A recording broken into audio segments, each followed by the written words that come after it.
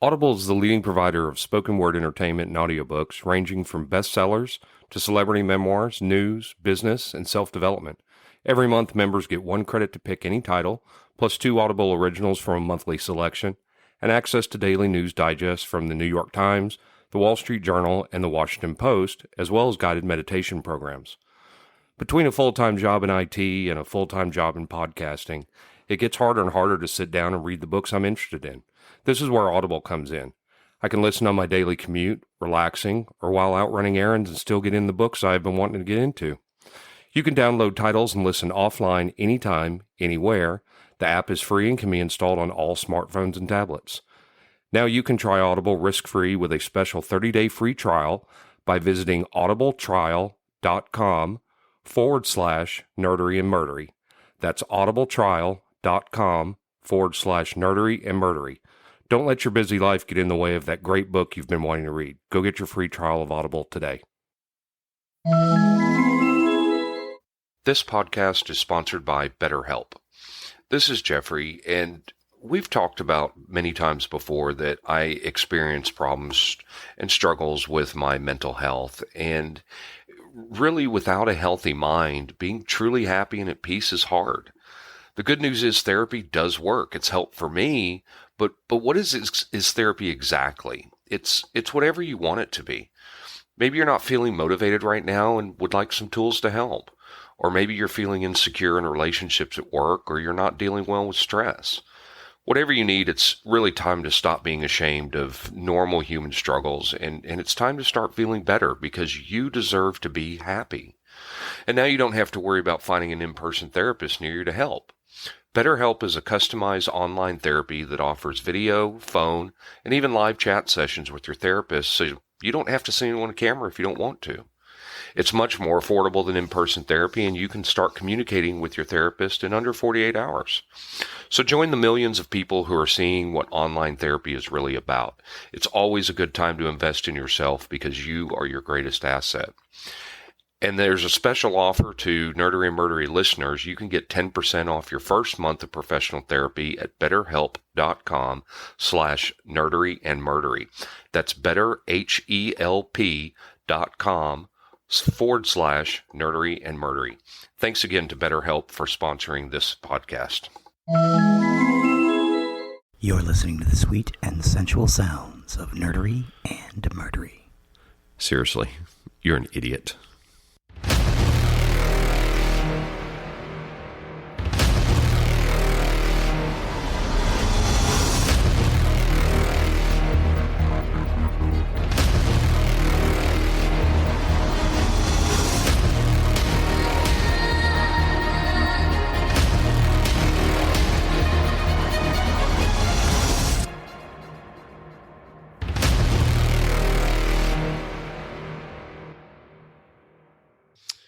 Welcome to episode 9 of Nerdery and Murdery. I'm Zig with your nerdery. And I'm Geoffrey with your murdery. And this is our August 1st episode. In the last episode, I said it comes out June 25th. It was July 25th. That's fine. I think we're okay. You know, that's the problem with recording in our Wayback Machine. And I apparently can't read a calendar. Our little time, podcast time machine. Well, you know, I'm trying to keep everything organized here, but you know, sometimes I'll get myself a little confused and discombobulated, as it were. You know, that happens with live shows. Try to keep up with everything that's going on. We did just finish episode 8 and stop for our usual lunch, and I think William's awake over there. Sort of. Giving us the sort of maybe sign. Had some Benadryl and then a nice tasty burger from Corll City Market. So I'm worried about him driving home. I have extra room. All right, right on. You can stay here. Right on. But Corll City Market, thank you for that tasty lunch. Yes, I keep wanting to refer to them as Paradise. They were Paradise for a long time. It's a really nice, if you get a chance and you're up on 35, you definitely ought to check them out. Yeah, great burgers. They're pretty busy today as they usually are. The lunch business is very very busy. Well, I see why. Yeah. Burgers are really good. Well, there's a lot of construction that goes on around there. Both the 7-Eleven over there and Paradise, they both stay really, really busy at lunch. So many houses going up and everything like that, losing a lot of the farmland. So that makes me sad. So, oh well. But so anything new? Anything new going on in your life? Nothing. I just talked to you. Yeah, 5 minutes ago. 5 minutes ago. Car ride. Yeah, right on. That was kind of nice. I think we got some video of the car ride too. That was kind of funny. I don't know if we're going to use it, but it was funny. I don't think we'll ever use it when William claimed that my car was his. He's quite the fabricator of truths. I think it's like you said before. Some men just like to watch the world burn. I think William definitely wants to watch the world burn.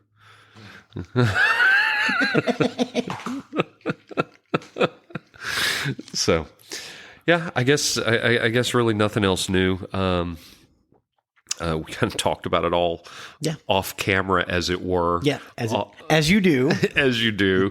Off recording, sitting outside and enjoying a little bit of the spring weather and resting after our lunch. For our listener land out there, if you're in the DFW area and it is August 1st, it's hot as hell. So sorry about that. Yeah. So, with nothing else, I guess with that, I think you've got something for us on the nerdery side. I do, and it's a Star Wars episode. Nice, but a specific Star Wars episode. All right. You say nice now, but we're going to discuss Star Wars on TV. I'm so far I'm okay with this. Okay. Star Wars holiday special is where we start. Why not? I don't have a problem with the holiday special. I mean, who really does have a problem with the holiday special? It wasn't good. It was not. It was. Carrie Fisher was admittedly whacked out of her gourd. Yes.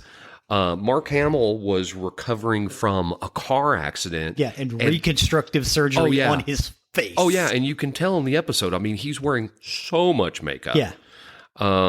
It's but it was it was Star Wars the musical. Yeah. And but it's still a fan favorite. I think Disney Plus has the animated section is actually on Disney Plus. You can watch the Boba Fett animated bit. I'll have to check for that. Yeah. Okay, so where were we? Disney Plus. I think you can get the Boba Fett episode. I'll have to check that out. Yeah. I know you've been able to get the holiday special online for years now. Yeah. I don't. It might even be on YouTube. I have no idea. I know that the Rep Tracks guys have one, but it's got Rep Tracks on it. So right. It's the same guys that did MST3K for the listeners out there. Mystery Science Theater 3000. But yeah, I don't have any problem with the holiday special. I have a special place in my heart for the holiday special. Yes. Number one, it came out the Christmas after Star Wars. Yes, it did. And the toys weren't even out yet.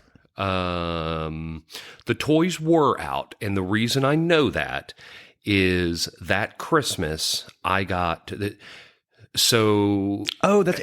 Star Wars came out in 1977. Mm-hmm. They weren't out for the first Christmas. You couldn't get the toys. You could get the box, and then they send the toys to you. It was the next Christmas where you could get 1978.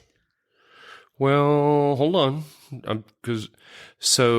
I'm almost positive that first Christmas I got all the action figures, which at the time there were like 15. Yeah, I got all the action figures. I got a land speeder, an X-wing, and a TIE fighter. So nice. Maybe that was the next Christmas, but I could swear I got them that Christmas.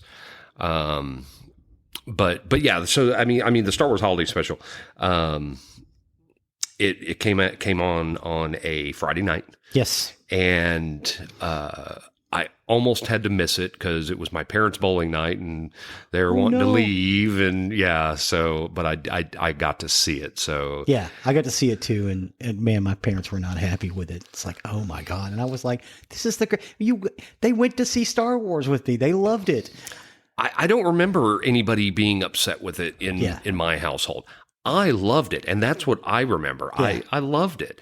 I didn't realize at the time how awful it was. I've seen it as an adult, and yeah, it was pretty bad. It was bad. Art Carney and B. Arthur just hamming it up. But I loved it. It was Star Wars again, because I was so enthralled with the movie. I mean, I was a fan instantly. And I wanted everything about it. And I wanted to play Star Wars all the time, and, act out Star Wars with my friends. Yes. And, I love the holiday special. I just love it. It was interesting. I liked the Boba Fett cartoon. Then I loved it. Most people liked. I mean, that was the introduction of Boba Fett. Yeah, that was the introduction of Boba Fett, who became a fan favorite. Yes, even though he's not in it that much. Right. He's hardly in the original trilogy. Yeah. But I mean, people were just enthralled with Boba Fett. We got more Boba Fett in the last 2 episodes of Mandalorian than we have probably ever gotten Boba Fett before. Oh yeah. Well, I think he was in some books, but yeah. Oh, he was in a lot of books. Yeah, but on screen time, I mean, you think he was a little kid in the prequels.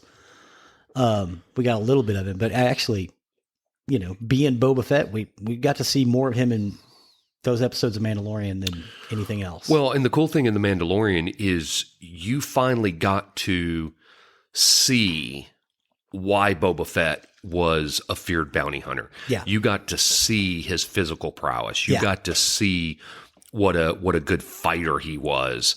You got to really see what a good pilot he was. And all of that was just legend and lore prior. Yeah. Well, I mean, I like Bullock, Jeffrey Bullock. Jeremy Bullock. I like Jeremy Bullock. He did a few episodes of Doctor Who, when I was a big fan of Doctor Who, but who played Boba Fett? Yeah, who played Jeremy Boba Fett Bullock. originally.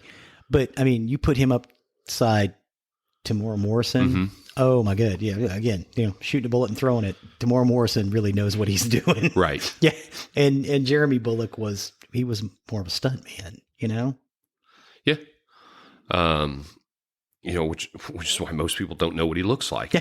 That's right. I certainly didn't. I don't know. I don't really remember knowing the name Jeremy Bullock until a few years after Empire and Jedi. I mean, when I really started diving into everything, because I was going to know everything there was to know about Star Wars. It's that whole thing. The Star Wars Trivial Pursuit game. Yeah. Don't give me a turn. No. You give me a turn, it's over. Yes. And like we were talking before about Arabesh. Jeffrey can read. Arabesh. Sorry. See? Arabesh. Yes, he has things printed in Arabesh. Good. But then again, I can also speak a little Klingon and right. Yes. Yeah. It's a whole different nerdery for each of us. Yes. Okay, so I kind of dove into the holiday special first because I always assumed it was bad because they didn't have the money. Oh gosh, no. And they did. So it was $1 million in 1978, which I went through a calculator, and currently that's $4 million for what is essentially what would be an episode of Mandalorian. Right. Granted, I think they spend a little more per episode of Mandalorian, but it's not a lot more.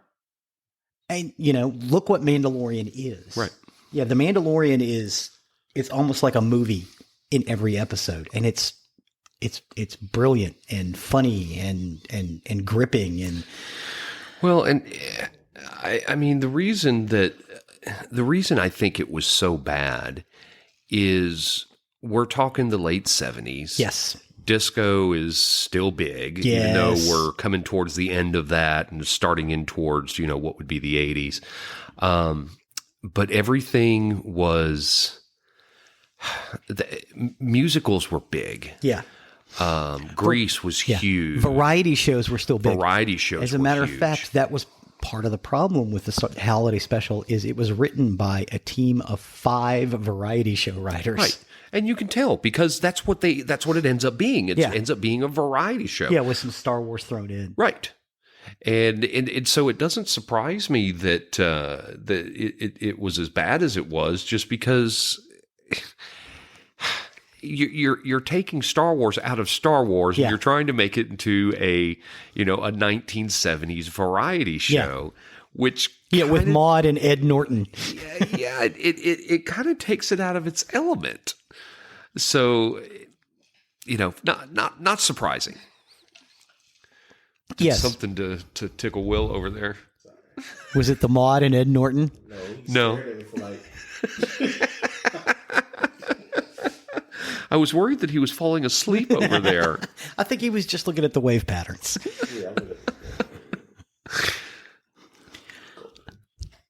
Nice. We definitely need to leave that in. Oh, yeah. It was originally released on November 17th, a Friday, in 1978. And it didn't do well. No, I don't know if everybody else was watching another. And that was back when we only had 3 channels. Right. 4 when you counted in PBS. Yes, which we watched a lot of at my house. It was a big PBS household.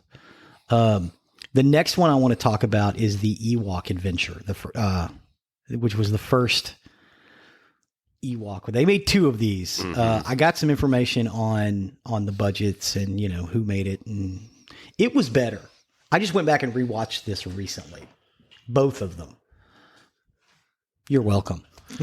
Well, okay. So I watched the first one once. Yes. And I wasn't overly impressed with it. 1984. Yeah. Right. About Christmas. But November 25th. I never watched the second one. Yeah. So, one of the few Star Wars things I've never seen. Oh. I wasn't impressed enough with the first one to carry on to the second one. The second one, it almost looks like halfway through the movie, they decided they were going to do Willow. Yeah. I remember hearing that comment before. I want to say that Warwick Davis was even in it. He was. Yeah. Yeah. He was in both of them because he was, Wicket. Mm-hmm. But they basically started to do Willow in the second one. But this is interesting, and this is a side note, because I did not realize how bad inflation had affected us from the late 70s to the early 80s. And I had to go back and look and check the calculators I've got. So the budget for the first one was $1 million, which in today's money... For the holiday special? Yes, the holiday special. Okay. In 1978, $1 million, which was the equivalent of $4 million today. The first Ewok Adventure was budgeted for $2 million, which was $5 million today. A little over 2, about 2.5. Okay. So we went from a ratio of 1 to 4 to 1 to 2. So money lost half of its buying power in those 5 years. Wow. Yeah. Sorry, a little math. And it occurred, as a matter of fact, I had to go back and obsess about maybe the calculator I got is wrong. Nope. Mm-hmm. No, I've seen those calculators online. They're generally pretty accurate. I went through 3 or 4 of them going, that can't be right. Money cannot have halved its value in 4 years, or 5 years. I mean, you got to remember the massive recession that we had in the 80s. In the early 80s, yeah. Yeah, so, the budget was, essentially $5 million. And I would say the Ewok Adventure was way better than the Star Wars Holiday Adventure. I know I loved it too as a kid, but going back and watching it, the Ewok Adventure is way more palatable than Star Wars, at least to me. The story's a little more gripping. It's a little more space. There is no singing and dancing. Right. But that screenplay was by Bob Carew, and the story was by George Lucas. And John Cordy directed it, and he did a lot of children's television, a lot of like PBS stuff. Mm-hmm. So, I mean, but it reads that way. I mean, when you watch it, it's like, this is definitely for children. Well, in a side note, talking about it too, the the holiday special, even as bad as it was, still produced enough Star Wars lore. Yes. Boba Fett being one of them. Yeah. But Life Day. Life Day. Wookiee Life Day. Yes. That hung around, as far as I'm aware, to this day. Yeah. They still for Star Wars fans is they celebrate Life Day. There is a Lego Star Wars holiday special, I think, that came out either this year or last year. We watched it, and it was all centered around. They were poking fun at the original one, but it was all centered around Life Day. I didn't even see that one. Oh, it's really funny. I'll have to find that. Yeah, like Disney Plus. Huh. Yeah, they've got all of this stuff. So yeah, and then you go to the next Ewoks movie is Ewoks: The Battle for Endor, and it was released like a year later. There's not a lot of budget info on it, but from what I was reading, it was basically the same. About $5 million worth. It felt like they were making a second. It got all into magic and not the Force, magic. Yeah, they had the sorceress, and she had magic. Sorceress, okay. Yeah. Yeah. Like I said. So we've gone into He-Man. Yeah, well, yeah, maybe. It felt... Wait, what year was this? 85. Sure. He-Man, Transformers, G.I. Joe. Yeah. All right during that era. 84, 85, yeah. There's a possibility they might have... Yeah. One stole from the other. Yeah, well, there definitely is a Willow feel to it, too. If you go back and watch it, and Wilford Brimley is in it, and, the great Wilford Brimley, who's not nearly as old as we thought he was. No! Yeah. No! We found out in what was it, Cocoon, he was only 50. 50 years old in You're Cocoon. 50. I know. And think about, oh my, yeah, I think that one has boggled the internet when everybody, this suddenly came out within the last year or two. There was like, wait a minute, he was how old? 50? Because he was playing like a 70-year-old. Yep. But yeah, that's pretty sad. He aged. Yes. It was the diabetes. The diabetes. You know what? It's almost like he pulled off the Andy Warhol thing where he tried to look old when he was young, so no one could tell when he was actually old. Wilford Brimley pulled it off, because he looks the same now that he did in 1985. Everybody's grandpa. He's everybody's grandpa, which is what made it so hard to have him be one of the bad guys in The Firm. Yeah. Valsher, I don't remember the name of the security guy that he played, but yeah, it was like, I just don't see Wilford Brimley as the bad guy. Not Wilford. He's supposed to sell me Quaker Oats. Right. And talk about diabetes. And go fishing with his grandson and say, yeah, you'll never grow old and you'll never die. That was Cocoon 2. Which I still don't know why they made that second movie. Cocoon was all right. Well, it's exactly what is the boon for a lot of movies. Is their first one is so successful, they're trying to cash in on a second one, little cash grab, and often that doesn't work. I will admit I'm very concerned about Indy 5. Oh. Yeah, I mean, Harrison Indy Ford's 4 like 82, right? Isn't that right? That like 80, sounds 82, correct. 83, somewhere around in there. Yeah, and Sean Connery is passed. Yeah. So, because he was originally, they were going to have Sean Connery in it as his dad. Yeah. But Indiana Jones 4 was not good. You know what? I did not mind it. I didn't like it at all. I didn't mind that. The part that bothered me was the refrigerator.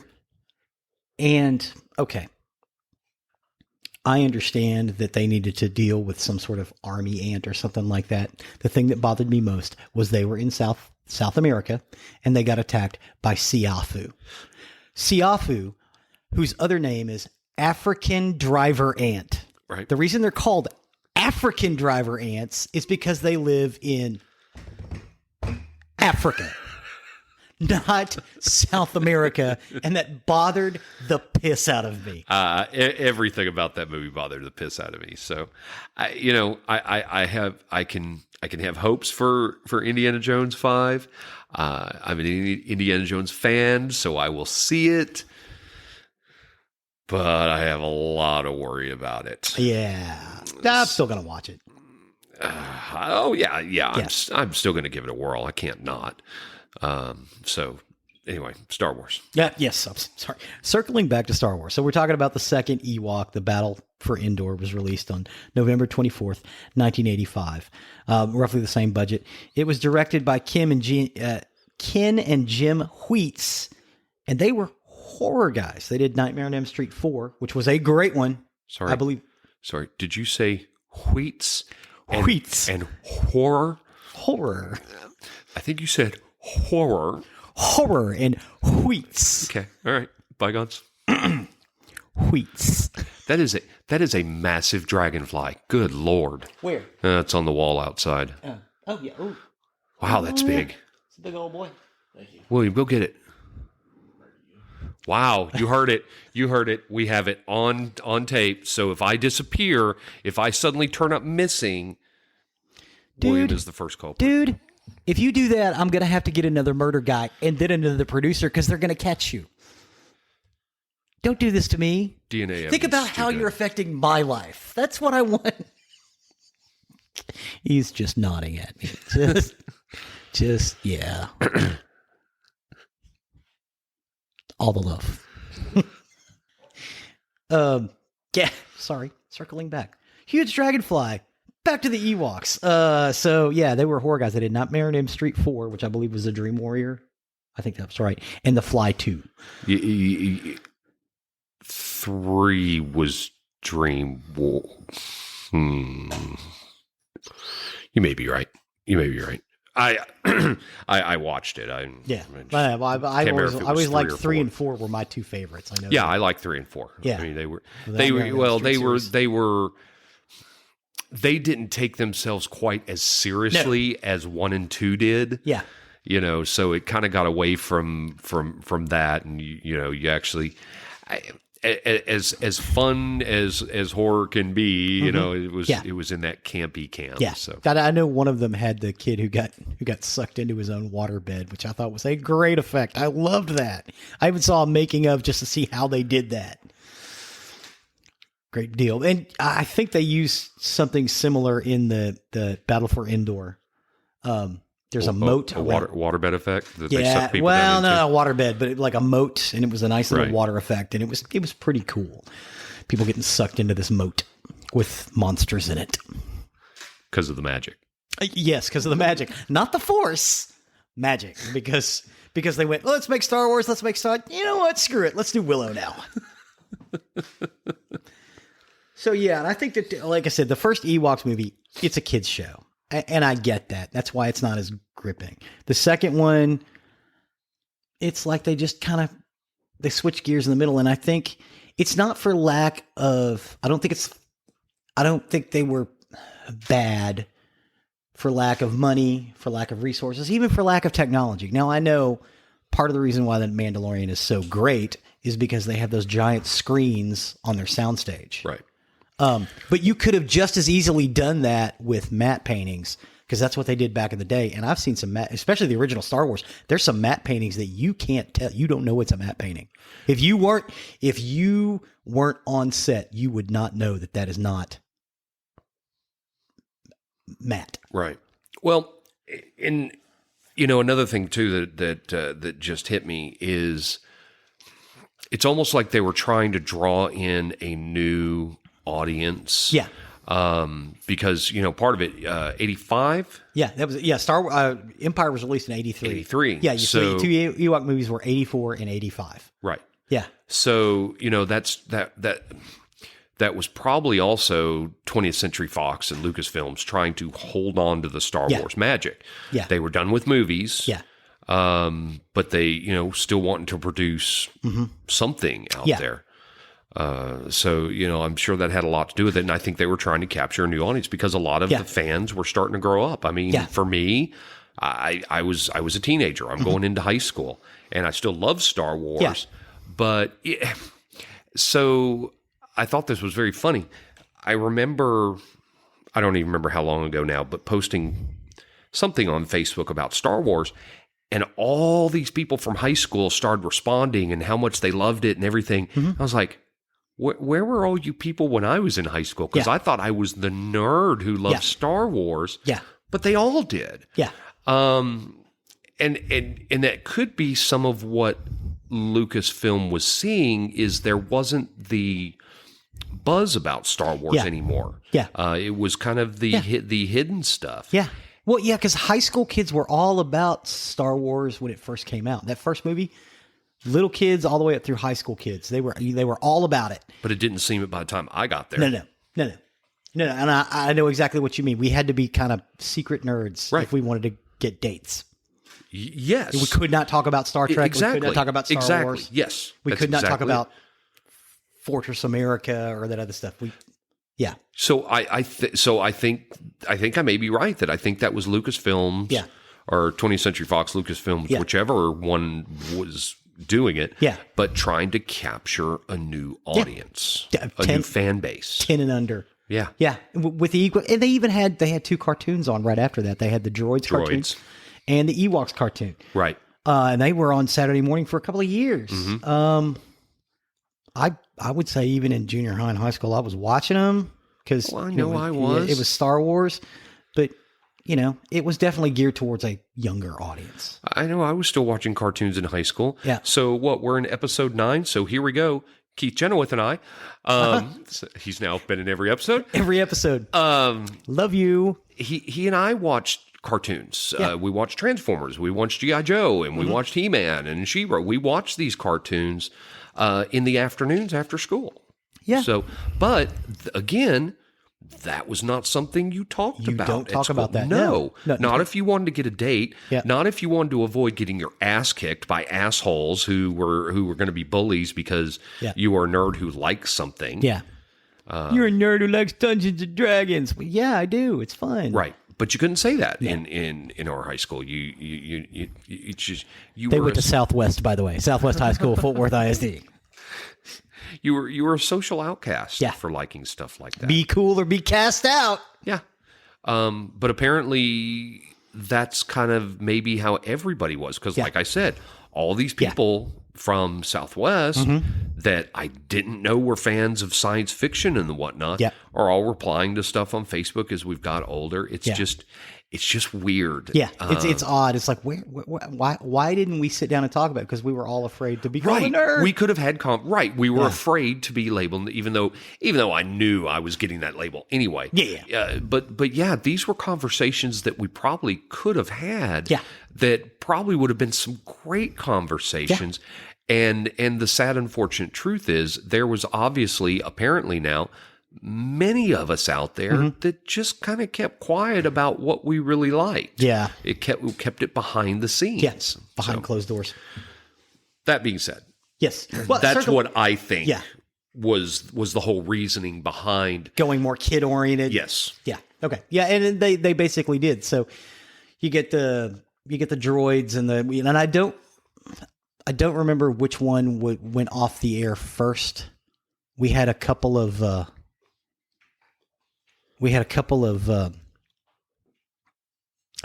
episodes, and they were on for a couple of years. And I want to say one of the shows got canceled first, and then the other one was like 6 months later. I don't remember which is which. But Droids, I think, lasted longer. Was it Droids that lasted longer? I think so. But yeah, neither one of them lasted that long. So by 1987, 88, there was no Star Wars. Right. And we didn't think we were ever going to get any. No, absolutely. I mean, when the first new Star Wars trilogy of books came out by Timothy Zahn in the 90s, that breathed a whole new life into Star Wars. Because what was that Timothy Zahn series called? Heir to the Empire. Heir to the Empire. I was going to say Conquest of the Empire. No, we Heir to the Empire. Earlier. But yeah, Timothy Zahn brought Star Wars back because it was gone. Yeah. Granted, there were still fans out there. Yeah. But without Zahn and the Thrawn trilogy is what they call it.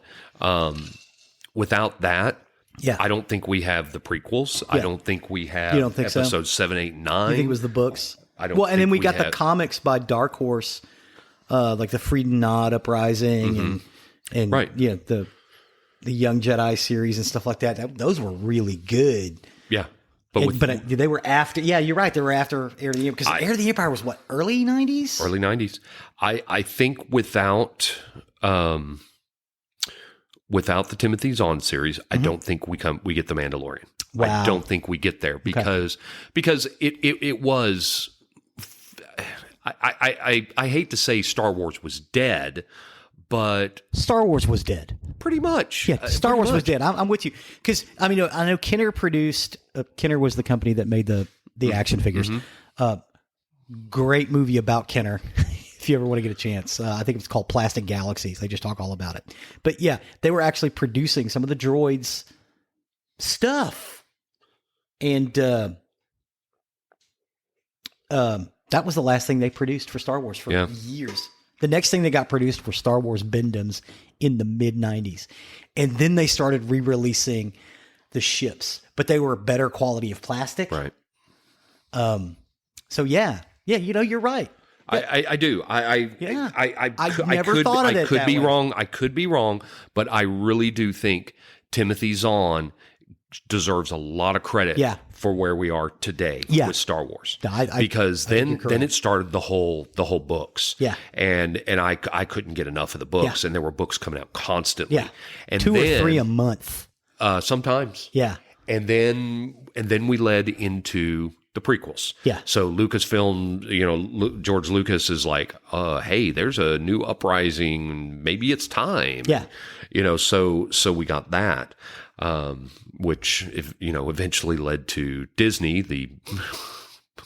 becoming the media giant it is, now owning Star Wars, and now, of course, The Mandalorian. Yes.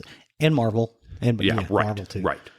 But yeah. So we didn't get anything, and then we get those books and things like that. So we're not really getting any Star Wars on TV until we get the prequels, and then we get the stuff about the Clone Wars, which is that first Clone Wars cartoon, which was Getty Tartak. It's the guy that did Powerpuff Girls. Oh, okay. And Dexter's Laboratory. Okay. Getty Tartakovsky. Okay. Sorry, I have a hard time saying his name. No worries. But the Clone Wars, which, again, I'm so embarrassed to say it. I've never watched the Clone Wars. Oh, they're good. I've heard that. I just haven't sat down to watch them.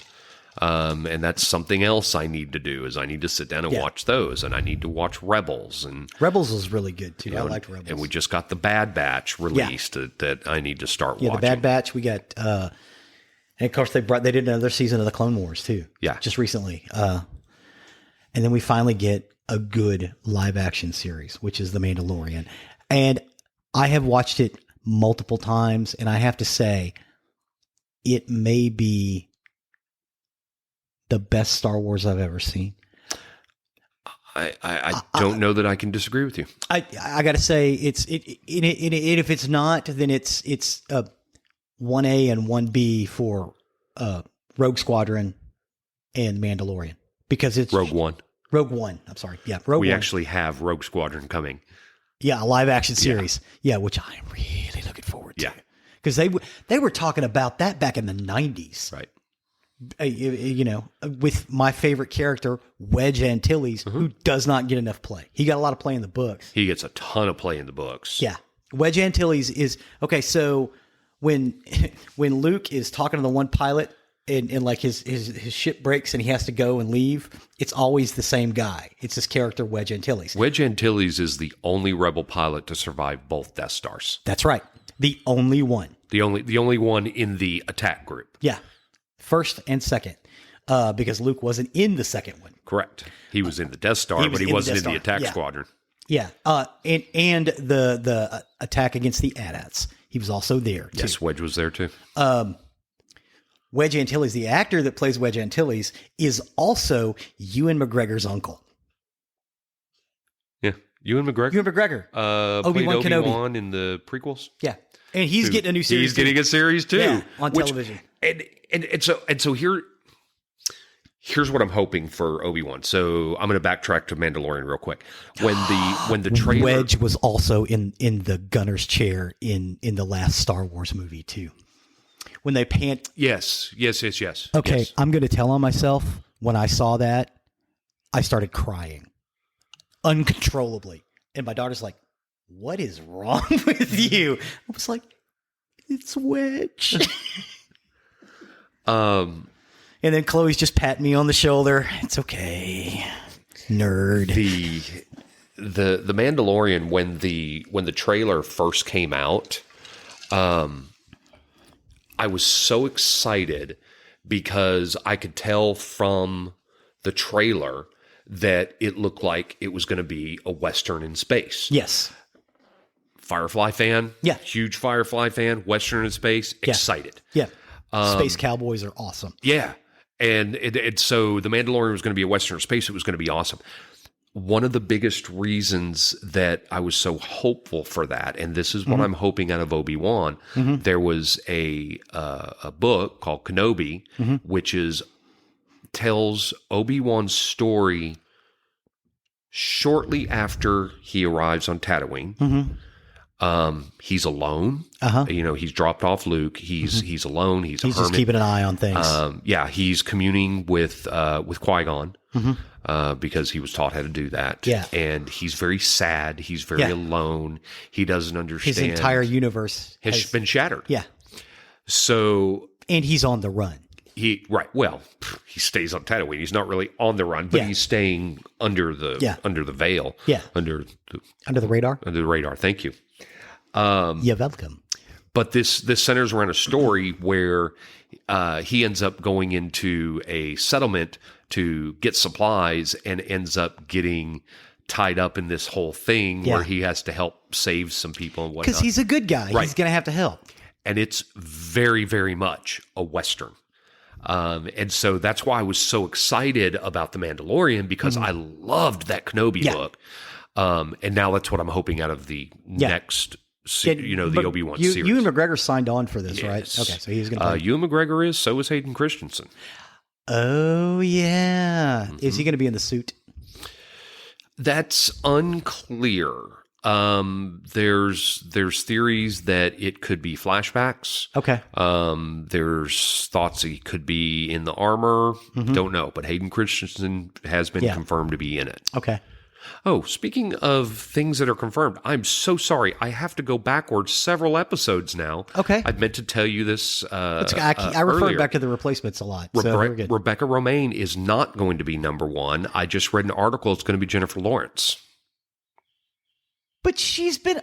They keep doing the videos where they're really excited to be doing it. I don't know. I mean, literally this week I read something that Jennifer Lawrence is going to be number one now. So I don't know. Who knows? But she's signed up. I just tell you what I read. Okay. We'll have to see. Yeah. We'll see on that. Anyway, sorry, backtrack like that. But so that's why I love The Mandalorian so much, is because I really love that Kenobi book, the Western in space, and I thought The Mandalorian was brilliant from start to finish, from the music track, to the scripts, the writing, including story. some of the stuff from the books, which we had never gotten before. Right. Yeah, and from what I understand, there's talk that there may be Thrawn may show up in the Mandalorian. There's been a lot of rumor on that. Yeah. Yeah, Thrawn may show up in the Mandalorian. They brought Bo-Katan from Rebels is in it. Who is a Mandalorian, played by the great Katie Sackhoff. Yes. Whom I love. There was so much that was brought into it. And The Mandalorian did so well with fan Easter eggs without going over the top. And that was really kind of the good thing about it. It was also visually stunning. Yes. There was a cute character that everybody fell in love with. Right. Grogu. I personally love the fact that Amy Sedaris is in it twice. Yeah, Amy Sedaris is hysterical. Because I love Amy Sedaris. Yes. So she was great in it. But Strangers with Candy. Strangers with Candy. We could do a whole thing over that too. We may. The first episode of season 2 with the Crate Dragon. Mm-hmm. I was most of season 2. I was a 10-year-old boy again. Yeah, most of season 2 easily. Okay. So a Crate Dragon is this giant creature that lives on Tatooine. You get to see the skeleton of one in Star Wars. Because C-3PO walks past it, and for years we were like, "What the hell is that?" I knew it was a Crate Dragon. No. I mean, the first time we saw it, it was like, "What's that?" Yeah. And then eventually in the books they start talking about Crate Dragons, right? And but we didn't know that in 1977. No, and we also didn't know until Mandalorian season 2 episode 1 how big they are. Yeah, apparently that skeleton was just the neck, or a young Crate Dragon. Yeah. Just that whole episode, Timothy Oliphant being in it, he's one of my favorite actors. Timothy Oliphant.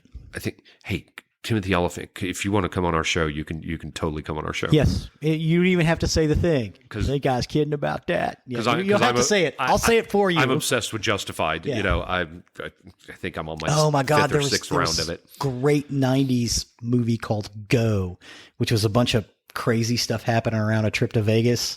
And he played this dude who he was like this actor, and he had to do this weird stuff, and it was great. If you ever get a chance to see Go, it is very 1990s. But he's great in it. He's great in everything he does. And so that's why it was so cool when he was in it, playing a city marshal. Mm-hmm. Just season 2 was just I loved season 1, and I could not believe that season 2 was able to take it up to the next level. Yeah.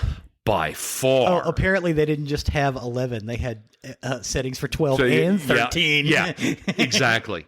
I don't want to give away spoilers because we're not that far from the release. No, but I'm not going to spoil too much of Mandalorian, but it is really good. Because I did. I said Baby Yoda's actual name. It's Grogu. Well. Yeah. That's kind of pretty well known out on the internet. And I mean, I don't know. There's things I've got in my head now that are probably well known around the internet, but I'm not going to say them right now because there are still people that can go out and enjoy it. Yeah. And they should enjoy it because the surprise. And you don't have to know Star Wars beforehand. You don't. You are correct. Yeah. But it helps. It does. There's a lot of callbacks to the movies and some of the books and the cartoons that if you haven't watched them, you're not going to really get the relevance. You're not going to get why it's so important. The Darksaber, why is that so important? Granted, they tell you in season 2. Yeah. But when it first shows up, if you don't know what the Darksaber is, that scene is not as powerful. Yeah. It's just, I mean, you look at it, oh, hey, I guess that's a lightsaber, and I guess it's black, and I don't know.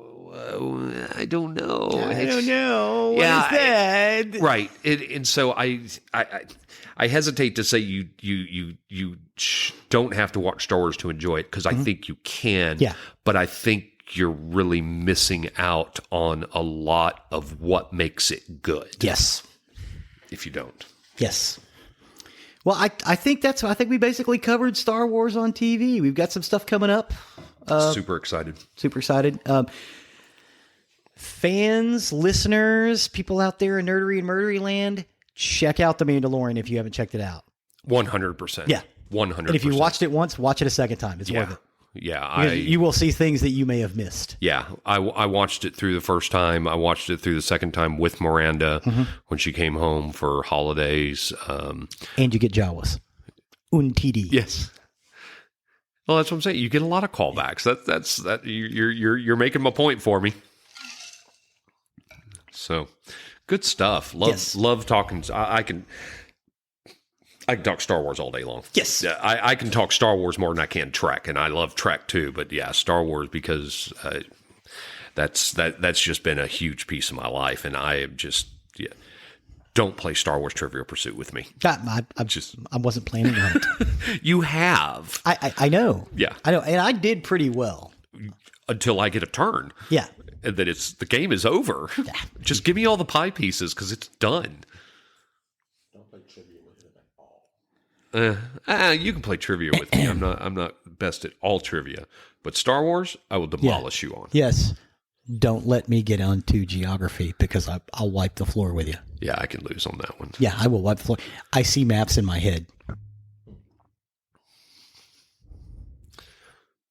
I see dead people in my head. I see dead people. Which is why I talk about murder. So murder. Because that we can put your seatbelt back on and put my seatbelt on. Let's do this roller coaster ride. Let's get into it. This is first. This is another one that I cannot believe I've never heard of. This gets a little shocking. It's pretty gruesome. It's very dark. So forewarning anybody who can't take things getting too dark, this is going to be dark. So with that, we're going to be talking about Dean Corll. I got my information from allthat'sinteresting.com, medium.com, nbcdfw.com, Houston Press, as well as murderpedia.org and Wikipedia. One of the first things I read was a Houston Press article, and there was a writer that I quoted in here, and I really said very similar things of what he said, and this writer said, I was surprised at how under the rug the crimes have been and how very few people knew about it. It was easily one of the worst mass murders in American history. In Houston? Yeah. That's why I'm saying I can't believe I've never heard of this. Okay. Because, Houston.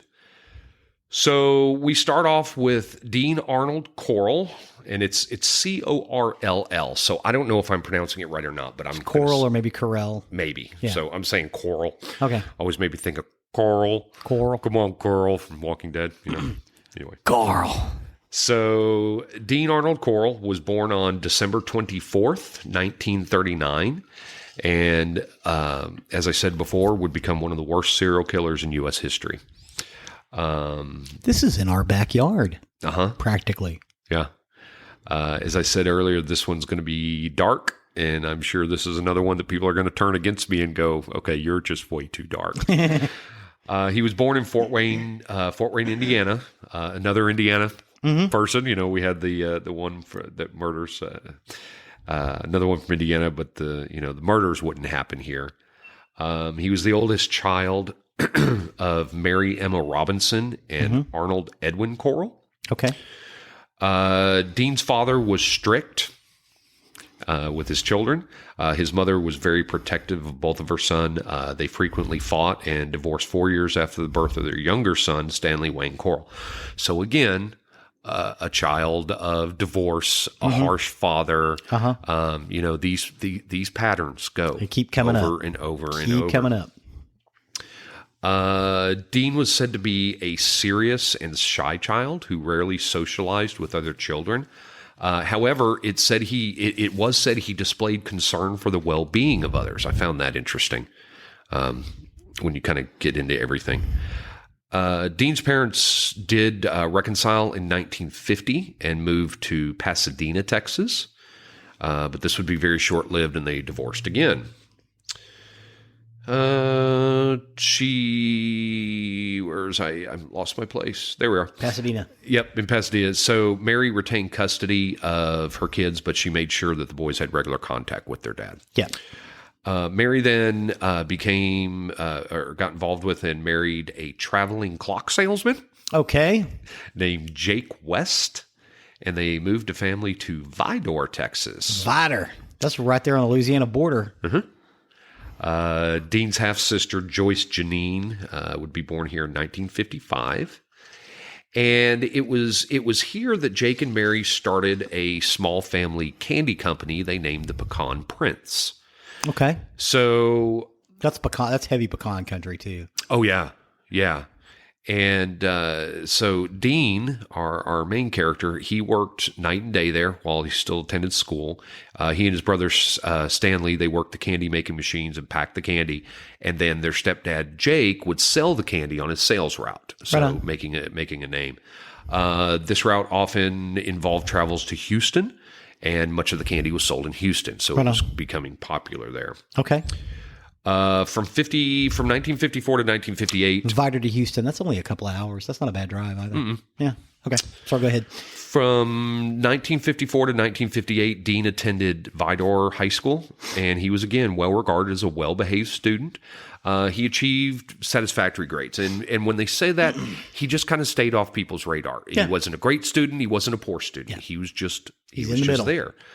He was still mostly... Out of a class of 100, he was 50. That kind of thing? It's probably something like that. He was still mostly a loner, but he did date a few girls in his teenage years.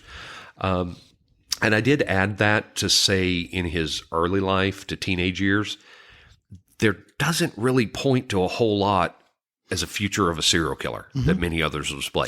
There are any reports of a head injury? I did not get any of that, which, is interesting. Other than the strict father, his mother doted on him. Yeah. And so it sounds like he there's nothing about him and the stepdad butting heads or anything. No, just that he was strict. Okay. So, shortly after Dean graduated high school, this is in 1958, he and his family moved to the northern outskirts of Houston because the candy business was going well there. Oh, well. Okay. And so Spring, Vidor, or Spring, late Tomball. Spring. Yeah. No. I mean the towns in Houston. I'm sorry. So it's called the Woodlands now, but it was like Spring and Tomball and Conroe. Houston Heights. Houston Heights? Okay. Houston Heights. You know what? I think my aunt used to live over there. Just north of Houston. Yeah. She might have known this story. The majority of their candy was being sold, in the Houston outskirts, so they decided to move there. Yeah. Lot of houses up there. A lot of people living up there. So, yep, that makes sense. Well, they opened a new shop there under the name of the candy, the Pecan Prince. So they had a shop named the Pecan Prince. Then in 1960, Mary asked Dean to move to Indiana to care for his widowed grandmother. So he was asked to go up north, take care of grandma. Yeah. He did date a local girl there who proposed to him in 1962, but he rejected the proposal.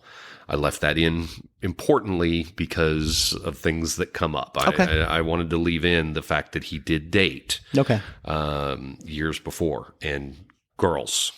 Oh, okay. All right. So you'll see when we get there. Okay, then.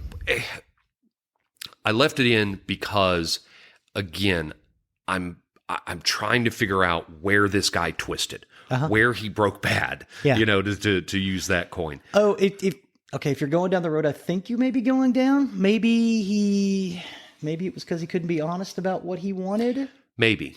Okay. It could be. It's actually going to come into play here very soon. Maybe he wasn't sure about what he wanted. Yeah, and that could have been it. And that could have been a lot of why he didn't socialize much, why he was a loner. Yeah, you're right. Dean returned to Houston in 1962 to help with the candy business. Don't know what happened to Grandma at that point. And the shop moved to Houston Heights, where Dean moved into an apartment above the shop. Oh, cool. In 1963, Mary divorced Jake and opened a new candy business. She appointed Dean as VP of the new company, and his brother as secretary treasurer. Okay. And family business. In the new business. And then later that year, one of the teenage male employees accused Dean of making sexual advances towards him. Okay. Mary's response was to fire the boy. Oh, we need to sweep that under the rug. She doted on her kids. Yeah. So yeah, that's exactly what it was. Yeah.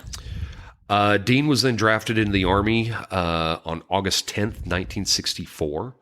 His service record was said to be unblemished, but Dean reportedly hated military service. Yeah. He applied for a hardship discharge, claiming he was needed to help run the business. Yeah. And was given an honorable discharge after only 10 months service. Okay. So he didn't have to do the full year. Correct. Yeah. What was that? 13 months originally what the draft was? Wasn't that right? 13 months? Unless we were at war? I don't know. Okay. After Dean's release from the Army, he confided in close friends that during his time in the Army, he realized he was a homosexual. Okay. There you go. There you go. And had experienced his first homosexual encounters. Okay. Other acquaintances also noticed that there were changes in Dean's mannerisms in the company of teenage males after he returned to Houston. Okay. So here's where we may have a little missing link. So he had his first homosexual encounters while in the Army. Originally I read somewhere, and I didn't write it down, but I'll swear that I read it, is there may have been some abuse in the relationship. Don't quote me on that, because I could be thinking an entire other story, but I think there may have been. Okay. So maybe this was where it was. Maybe this was where it turn. got twisted. Maybe. Okay. So he left the Army, went back to Houston Heights. He resumed his position as the VP of the now Corll Candy Company. Okay. His former stepfather retained ownership of the Pecan Prince, and there was apparently a very fierce rivalry between the two companies. Okay. In 1965, the company moved to 22nd Street, directly across from Helms Elementary. Okay. Here, Dean would give free candy to the local children, and in particular, teenage boys. This is sounding creepy. Although, I mean, if you own a candy company across the street from a school, giving out free candy is probably not a bad idea. Well, it did earn him the nickname of Candyman and Pied Piper. Ugh. So this sounds foreboding. Yeah. So the company had a small workforce, and Dean was seen to act flirtatious towards several teenage boys. Okay. He had moved a pool table to the rear of the factory where local kids would hang out. So he would start to hang out with these kids and be around them. Yeah. Oh no. Yeah. Our story is not going to go up from here. Okay. All right. I'm ready. Yep. Seatbelts buckled. Okay. In 1967, Dean became friends with David Owen Brooks. So I'm going to take a pause just to say there's going to be a lot of names about to come into play. Okay. A lot of names. Okay. David Owen Brooks is one to remember. David Owen Brooks. Okay. David Brooks. David Brooks. He is one to remember. David was one of the kids he gave free candy to. Mm-hmm. He became one of Dean's close friends and would socialize with Dean and other teenage boys that would play at the back of the factory. Okay. Just out of curiosity, do we know how old David is at this time? This is what you said, 67? It was in 67. You know, that's great that you asked me that. I'm almost positive that David was not an adult. Okay. Because he's like, at this point, our villain here is like 28. Right, 27, 28, somewhere around there. He was born 39. He was born in 39, and we're in 1967. So yeah, 28, 27, 28. Yeah, depending on when it is. Okay. But yeah, I might have it somewhere in here, but I'll swear to you that David was still a kid. Okay. A teenager. Yeah, teenager. He began going with Dean on regular trips to South Texas beaches, Padre and the like. Okay. And they were in the company of various teenage kids. Okay. David, so what I read about David is David was, he got teased and mocked a lot because he was a kid with big old glasses, and so he was a nerd, and so he was very much teased. But David later commented that Dean was really the first male adult who did not mock his appearance. Male adult. So even adults were teasing this kid. I just find that so sad. Yeah. You know, kids tease kids, and sometimes it can get cruel. Yeah. But when you get to an adult, don't tease children. What are we still teasing children for? Yeah. Why would you tease children? Yeah. Whenever David needed money, Dean gave it to him. Okay. And David actually began looking at Dean as a father figure. Oh, no. It sounds like this guy's kind of conditioning this kid. Yeah, because at Dean's urging, the relationship gradually grew sexual. Well, of course it did. And beginning in 1969, Dean would pay David in cash or gifts to allow Dean to perform oral acts on David. Huh. Yeah. Okay. David's parents were divorced. His father was living in Houston, and his mother lived 85 miles away in Beaumont, east of Houston. Yeah. Every time he visited Houston, he would visit Dean, who began allowing him to stay at his apartment. Okay. And in 1970, David moved to Houston full time and regarded Dean's apartment as a second home. Okay. So, the Corll Candy Company would then closed. I didn't have a date on that, couldn't find it. And Dean took a job as an electrician. So, we've moved on from the candy store. What? So he went from being a candy maker to an electrician? Yeah. That's just kind of odd. Maybe he did that in the military? Yeah, maybe, because I know you can get, if you go to the military, you can actually get civilian, or you used to be able to get civilian certifications right in the military. I thought the exact same thing. We went from candy company to electrician. Yeah. Somewhere in here I'm missing something, but no, I'm with you. I'm exactly with you. Okay. On September 25th, 1970, Geoffrey Conan, an 18-year-old college freshman, was hitchhiking. Okay. Dean came across Geoffrey and offered him a lift home. Okay. Geoffrey Conan then disappeared. He later was found buried at High Island Beach. He died of asphyxiation caused by strangulation and a cloth gag in his mouth. He was found buried beneath a boulder covered with lime, wrapped naked in a plastic bag, and was bound hand and foot with nylon cord. This was Dean's first victim. Wow. Around the same time, David, remember David? Yes. He interrupted Dean in the act of sexually assaulting two teenage boys who were strapped to a bed in Dean's apartment. So this bed, as you'll hear later in the story, is going to be called a torture board. Oh. It wasn't called a torture board at this point. Later on, it does. And I actually had to go back and go, okay, wait, where did this torture board come into place? This is it. This is the torture board. So they were strapped to a bed in Dean's apartment. Dean promised David a car in return for his silence, which netted David a Corvette. Oh, wow. So a nice car. Yeah. Dean apparently has some money, I guess, from the candy companies, yeah. Dean later told David that Dean had killed the two boys and offered him $200 for any boy David could lure to Dean's apartment. So he's now offered bounties. Oh, wow. We're in the 70s. Yeah. 200's, that's a lot of money. Nothing to really sneeze at. Yep. But yeah, now he's offering up $200 bounties for any boy. You know what? I now know this. $200 in 1970 is go. 4 times as much. There you go. That's $800. There you go. So on December 13th, 1970, David lured two 14-year-old boys, David Glass and Danny Yates, away from a religious rally in Houston Heights to Dean's apartment, which was now in Yorktown. David Glass had apparently been to Dean's house before, and on this occasion, both boys were tied to opposite ends of Dean's torture board. Here it was. That used to be the bed. Yes, the torture board he had erected, and then he raped, strangled, and buried them in a boat shed he had rented. The torture board, there was actually a picture of it. It was a large board with attached handcuffs, ropes, a large dildo, and plastic covering the carpet. Yeah. Wow. So, torture board indeed. Good Lord. On January 30th, 1971, Dean and David came across Donald and Jerry Waltrip walking home.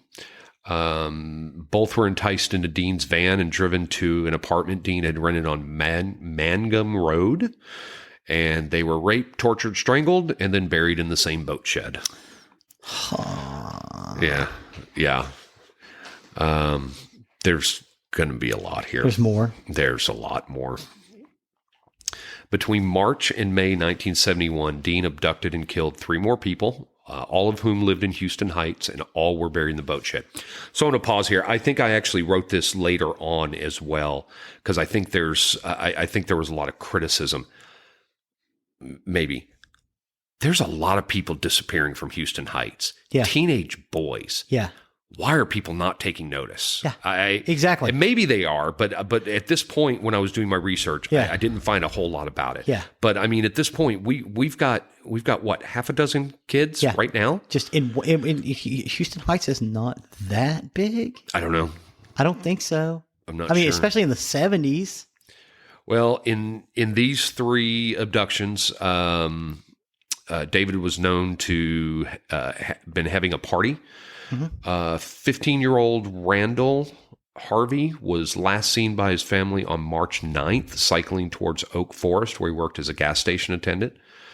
13-year-old David Hillegeist and 16-year-old Gregory Malley Winkle were abducted and killed on May 29th.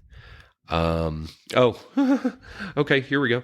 As with all other victims, parents launched a frantic search. Okay. I'll bet. So here we go. We do have frantic searching going on. I've done these notes from a while. I've got so many notes. Sometimes I get confused in here, but yeah. So why is no one shouting? Right. Someone's taking our boys, and we don't know where they are. Well, apparently, and all in this one boat shed. Right. How big is this boat shed? Oh yeah, this boat shed ain't done by a long sight. Wow. And another place. We'll get there.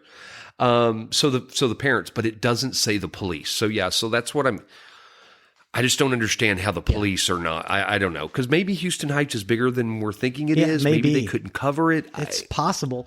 So we've got the parents launching a frantic search. Don't know about police at this point.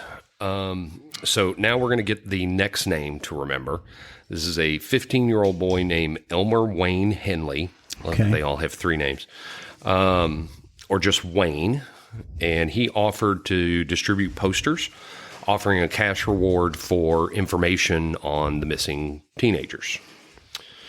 So Wayne was a lifelong friend of David Hillegeist, however it is. And remember, this was one of the guys that were killed. And he attempted to reassure David's parents that there was an innocent explanation for their absence.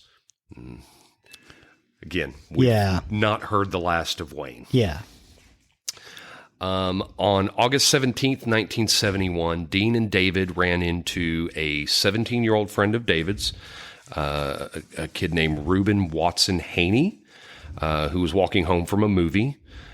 David persuaded Reuben to go to a party at Dean's place on San Felipe Street, where Dean had relocated the previous month, and Reuben agreed to go and subsequently was strangled and buried in the boat shed. Oh, more people. How big is this boat shed? More people in the boat shed. This was a boat shed that he had rented.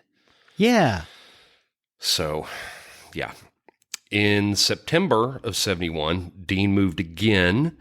This was to another apartment in the Heights, and here David assisted Dean in the abduction and murder of 2 kids. They were kept alive for 4 days prior to their murder, and their identity remains unknown to this day. Wow. So not in the boat shed? Don't know. Okay.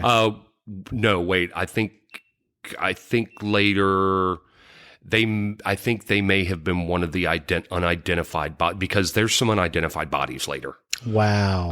And these are 2 of them. Now we move to the winter of 71, and Dean was introduced to Wayne, Elmer Wayne. Remember, he's going to be brought in by David. It's speculated that David lured Wayne as another victim, but Dean apparently decided Wayne would make a good accomplice and let him live. He offered Wayne the same fee of $200 for any boy he could lure to the apartment. Wow. Dean told Wayne that he was involved in a white slavery ring operating from Dallas. So no. Yeah. Okay. Wayne apparently initially ignored the offer for several months, actually. But in early 72, he decided to accept the offer because his family was in dire need of money. I found this very sad. Yeah. his family must have been in just absolute dire straits. Yeah. For him to say, yeah, I guess I'll take $200 for luring children to this guy. And he's going to kill them. Well, I mean, they may not have known he was going to kill them, but he knew he was going to do something bad to them. Yeah. At this point, I don't think Wayne knew about the murders. Okay. I believe David did. Yeah. But I don't know if Wayne did or not. The first abduction Wayne participated in was in February 1972 at Dean's new address of 925 Schuler Street. They picked the boy up at the corner 11th and Stewdwood, and he was lured to the apartment being promised some pot. There, they were using a ruse that he and Dean prepared. Wayne cuffed his own hands behind his back and then freed himself with a key hidden from his back pocket. Okay. So then he would tell the other boy, okay, now you try it. Yeah, it's your turn. It was easy for me, so you do it. So at which point he was bound and gagged. Wayne then left the boy alone with Dean, believing he was sold into the slavery ring. Wow. The identity and outcome of this one are still unknown. Okay. So another unknown. On March 24th, 1972, I marked here that I was almost 1 year old at this point. Nice. I wasn't even born yet. Right. Wayne, David, and Dean encountered an 18-year-old friend of Wayne's named Frank Aguirre, who was leaving a restaurant where Frank worked. Wayne called Frank over to Dean's van, invited Frank to Dean's apartment to drink beer and smoke pot. Okay. At the apartment, Dean pounced on Frank, pushing him into a table and then cuffing him. Wayne begged for Dean to not assault and kill Frank, so apparently Wayne did know that he was killing him. Okay. But Dean refused. He informed, and in informing Wayne that Dean had raped, tortured, and killed the boy Wayne had previously brought him. Oh, wow. And intended to do the same to Frank. Yeah. So, just a side note, I can't get a number, but I do get a population density. It's 1,000 people per square mile in Houston Heights. So. Houston Heights. Yeah. So pretty populous. Yeah, that's in 1973. Yeah. Which we're close to. Yeah. So after Frank was killed, they buried the body at High Island Beach. This is going to be another burial site. You're going to hear High Island Beach and the boat shed. I think we've heard it before, the High Island Beach. Mm-hmm.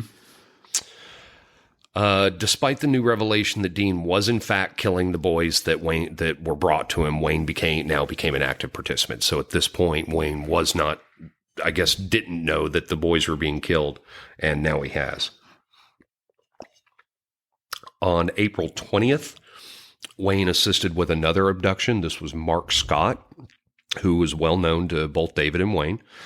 They grabbed Mark by force, but Mark fought back and even attempted to stab him with a knife. Okay. Mark then saw Wayne pointing a pistol towards him, and Mark just gave up. And Mark was then tied to the torture board, raped, tortured, strangled, and buried at High Island Beach.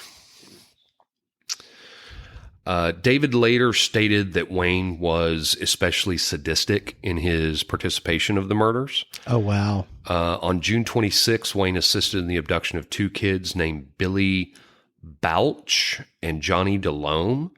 Both were tied to Dean's bed and were tortured and raped. Wayne then strangled Billy and shouted, "Hey, Johnny," and then shot Johnny in the head. And then Johnny pleaded for Wayne. Strangled Billy, shouted, "Hey," shot Billy in the head. I got confused there. Okay. So Wayne strangled Billy, then shouted, "Hey, Johnny," and shot Billy in the head. And then Johnny pleaded for Wayne not to do anything to him, but Wayne strangled him to death, and both boys were buried at High Island Beach. So Wayne's getting in on the. Mm-hmm. Yeah, and David said he was getting very sadistic with it, very cruel. Not everyone died. A 19-year-old named Billy Reidinger was brought into the house. He was tied to the torture board, tortured and abused by Dean. David pleaded with Dean to allow Billy to be released, and he was released. Huh. So, some remorse there. Well, and I put a note. So why here? Yeah. Why was he allowed? Why was he released? And why didn't Billy go to the cops? Was he too embarrassed? Yeah. over what happened. Yeah, well, it's the early 70s. Yeah. Well, dudes didn't talk about that stuff back then, Yeah, this is just another one where, so many more people could have been saved. Yeah, if he'd have gone to the police. Yeah, I'm glad we live in the time we live in now, where when stuff like this starts to go down, somebody steps up now and says, "Hey, this is going on." Yeah, because that wasn't even 20 years ago that it even happened. Much less 50.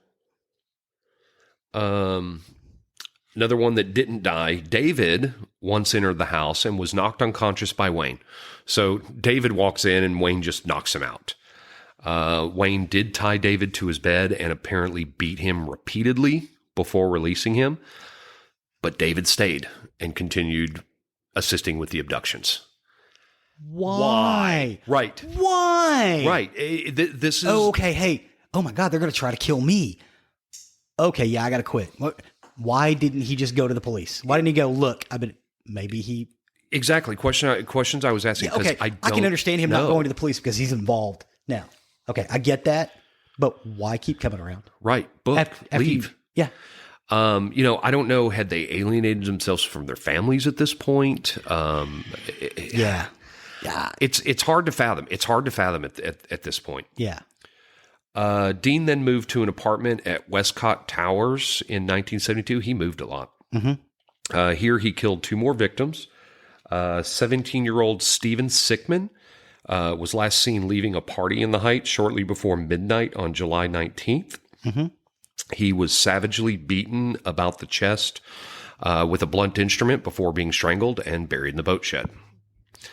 1 month later, a 19-year-old boy named Roy Bunton was abducted while walking to his job. Bunton was gagged and then shot twice in the head before being buried in the boat shed. These 2 victims were not identified until 2011. Oh, wow. Yeah. So, a lot there. And the boat shed. So, I'm assuming the boat shed is near water. Is it? One would assume. Is it? Do we know if it's near? Because there's some salty inlets up in there. Mm-hmm. I'm wondering if maybe salt water is more damaging to DNA evidence than regular water. I don't. This is a thought that's occurring to me. Well, right I mean, as we find out later, they were identifying a lot of these victims, but there are some that they were not able to identify. Yeah, and we got some missing people that we don't know what happened to. So correct. We have to assume that they're in the boat shed, right, or High Island Beach. Yeah. There will be more of that, too. On October 1972, David and Wayne came across 2 Heights teenagers named Wally J. Simoneau and Richard Hembry, who were walking to Richard's home. They were lured into the Corvette and driven to Dean's apartment. Later that evening, Wally is known to have called his mother and shouted, this one tore me up. Later that evening, Wally is known to have called his mother and shouted the word "mama" before the connection was terminated. Oh, that one broke my heart. Oh. The following morning, Richard was accidentally shot in the mouth by Wayne, and several hours later, both teenagers were strangled to death and buried in the boat shed. So more and more and more. In November, 18-year-old Willard Branch disappeared while hitchhiking from Mount Pleasant to Houston. Wow. Dean and Wayne both knew Willard, and Dean was gagged, killed, and buried in the boat shed. Willard. Yeah. Willard was gagged, killed, and buried in the boat shed. Yeah, hitchhiking from Mount Pleasant to Houston. Hitchhiking was a lot more common back then. I mean, even before that, my dad told me he used to hitchhike home from the fort he was stationed at. Yeah. Where when he was in the Army. And it was just people would pick up hitchhikers all the time and just drop them off. Well, especially in the military. They figured they figured they were safe. Yeah. On November 15th, 19-year-old Richard Kepner was on his way to a phone booth and disappeared. He was strangled and buried at High Island Beach. Altogether, at least 10 teenagers were killed, all between the ages of 13 and 19 between February and November of 1972. Wow. 5 were buried at High Island Beach, while 5 were buried inside the boat shed. I know. On January 20th, 1973, Dean moved to Wirt Road. I had a note here. Good Lord, he moved around. And maybe that was how he kept from the law. Yeah. That he kept moving because there were maybe there were suspicions. I didn't see a whole lot about police at this point. Yeah. But here he killed 17-year-old Joseph Lyles, who was another youth known to David and Wayne. On March 7th, 1973, Dean moved again. Okay. I get why they may not have a connection to Dean Corll, the police, but every one of these people you've named was known to Wayne and Dean. Right. Why wasn't that connection made? Right. That's the part I'm not getting, I guess. And I didn't either. I really didn't either because I'm with you on that.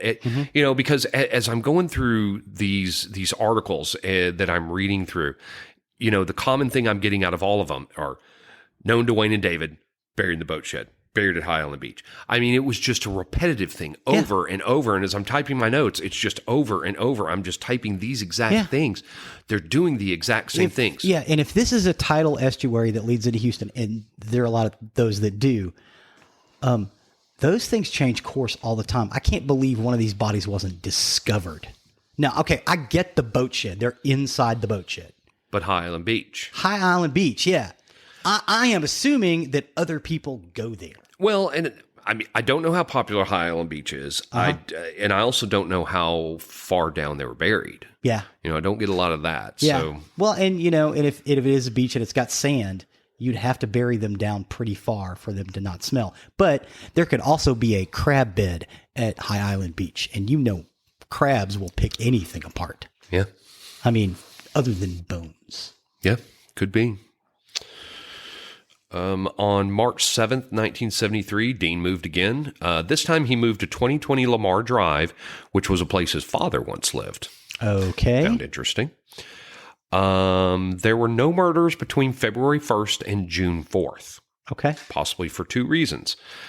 Dean became sick with hydrocele, which is an accumulation of serous fluid in a body cavity.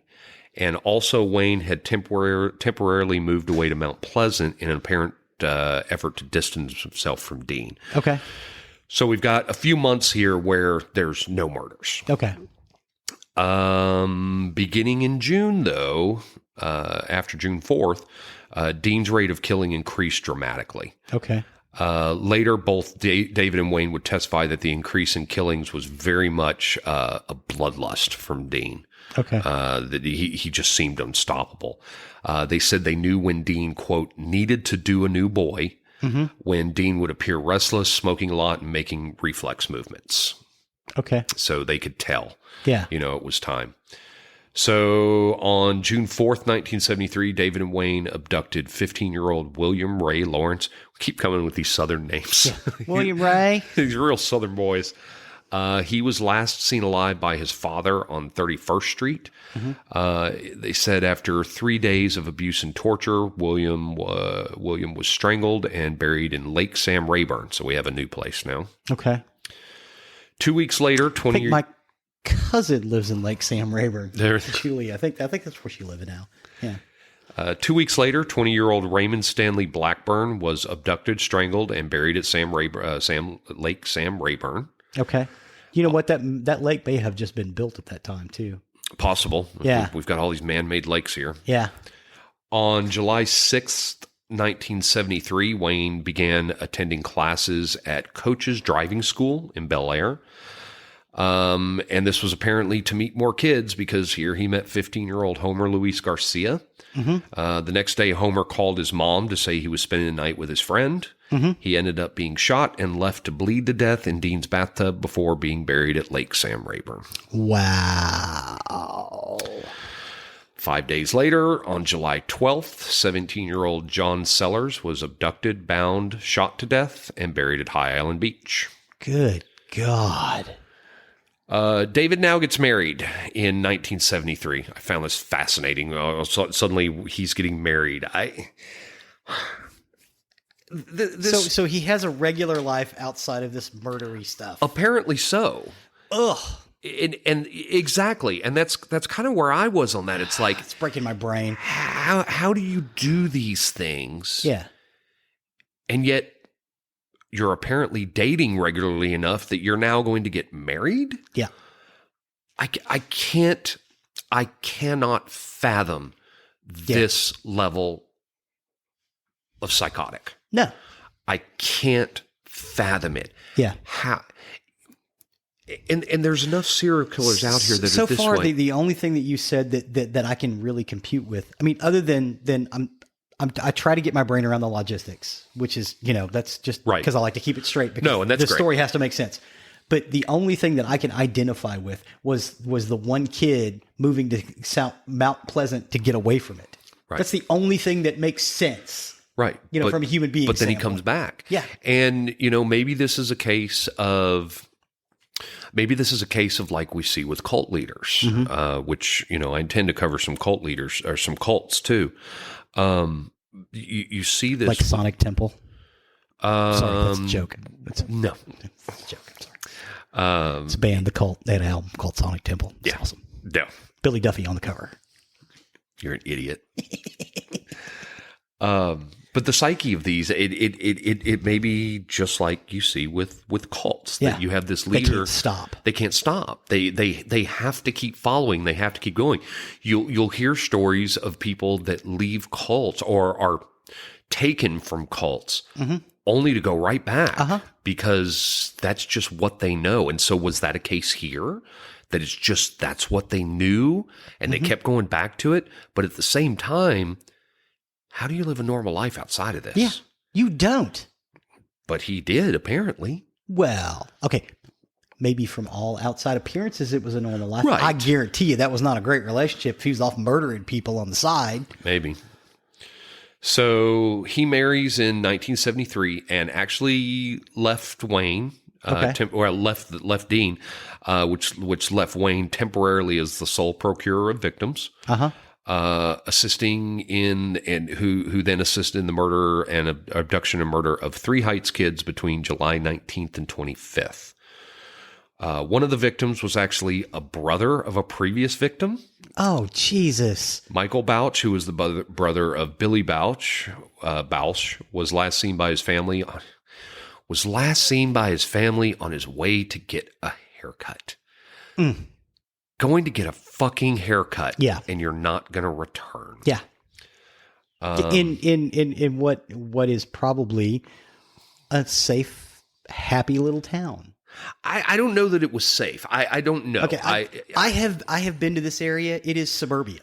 Now, but No. I mean, so my aunt lived there in the 70s. Okay. I remember it from the 70s. Okay. Gotcha. Well, I don't think she lived in the Heights. I think she lived in like Nortel, which is like right next to it. You got Woodland Heights, the Heights, and Nortel, something like that. Yeah. She lived in Nortel. And yeah, no, it was suburbia, dude.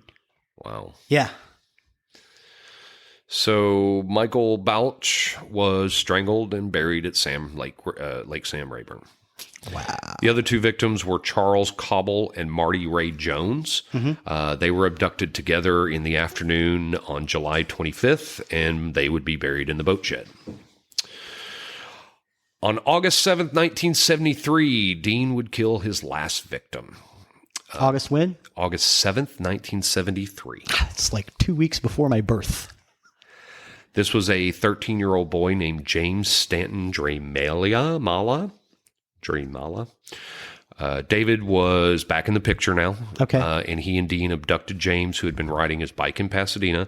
Okay, so David got married in early 73, and he's back to murdering by August?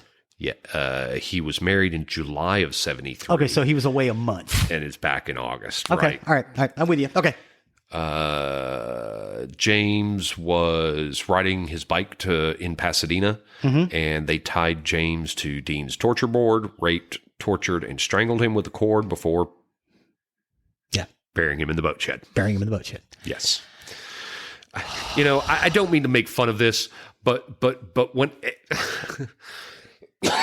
I couldn't help myself because just my mind goes freaky sometimes, and especially I've got to get away from the dark. But every time I heard buried in the boat shed, you know what I heard in my head? What? And a boot to the head. And a boot. And a boot to the head. from that old Yeah. skit from Dr. Demento. Yeah. And that was kind of one of the only ways I kept a little sane during this, because I mean, just like I said, every time I'm going in here and I'm going and burying the boat shit and burying the boat shit and Lake Sam Rayburn, anyway. At High Point Beach. High Island Beach. Yes. Island Beach. Sorry. So that was August 17th, 1973. That evening, Wayne, so you had asked about this earlier, he's now 17. Okay. Oh my God, he's still a child. Oh, they both were. So Wayne invited 19-year-old Timothy Corll to attend a party at Dean's place. Okay. Dean actually knew Timothy and intended him to be his next victim. Okay. They sat around and sniffed paint fumes and drank alcohol until midnight before leaving the house to get some food. Okay. Wayne and Timothy drove back to Houston Heights and parked near Timothy's house. And then they heard a commotion coming from across the street from the home of Rhonda Louise Williams, who they knew. Rhonda had just been beaten by her drunk father. So they got her out of there and invited her to Dean's house. Oh. I mean, seriously? Oh. Take it out of the abusive father. Now we're going to go to the murder house. Yeah. Well, let's get you away from your abusive dad. And then we're going to beat you and kill you and bury you on the boat shed. So they all arrived. Talk about from the frying pan into the fire. Oh, I know. So they arrived at 3 a.m. on August 8th. Dean was apparently furious that Wayne had brought a girl. Brought a girl to his house, telling him in private that Wayne had ruined everything. Wow. Wade tried explaining about the fight with Rhonda's father and that, she didn't want to go home. Yeah. And then Dean appeared to calm down. And, he said, "Hey, let's have some beer. Here's some pot. Let's sniff some paint. Let's chill out." Yeah, chill out. Approximately 2 hours later, Wayne, Timothy, and Rhonda all passed out. Wayne woke up to find himself lying on his stomach and Dean cuffing him. Wayne's mouth had been taped shut and his ankles bound. Oh, wow. Timothy and Rhonda lay beside him, securely bound and gagged and lying face down on the floor, and Timothy had been stripped naked.